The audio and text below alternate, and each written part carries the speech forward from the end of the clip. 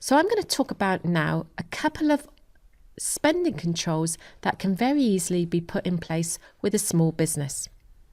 The first one is called purchase orders. If you've not heard of this, this is actually very common in larger businesses. In fact, it's absolutely essential in a large business. There has to be some system of control within it, in this large business, to ensure that people are spending within their limits. What a purchase order system does is it allows the business owner to delegate the ability to spend the company's money. Now, that might sound a little bit scary to a very small business owner, but believe you me, a business is never going to be able to grow past a certain size until it learns to be able to trust, but also control the spending being carried out by its employees. I'm going to now explain to you how a purchase order system works, and its level of complexity will depend on the size of the business. But certainly for a small business under 250,000, this can actually be done by setting up a very simple little spreadsheet. When an employee needs to make a purchase, and obviously if it's over a certain amount, we all ask that he'll go out and obtain some quotes for that spending.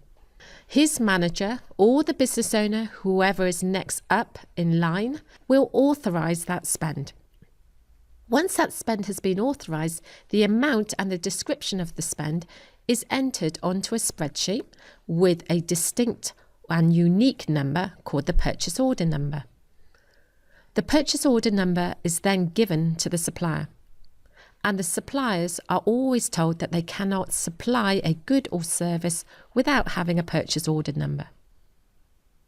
What this does is it cuts out the possibility of a supplier sending in an invoice which has not been authorised.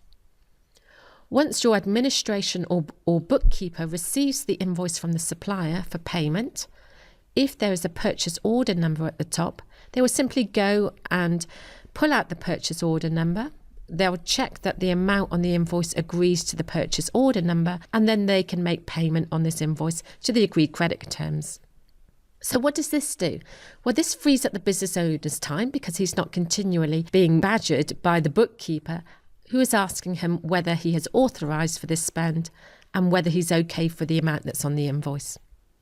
Secondly, it allows employees to go out and authorise spend, and if required, it ensures that over a certain amount, a business owner will sign this off. And thirdly, it allows the checking of the spend to be done by an admin or a bookkeeper, as opposed to the business owner or a manager having to do this.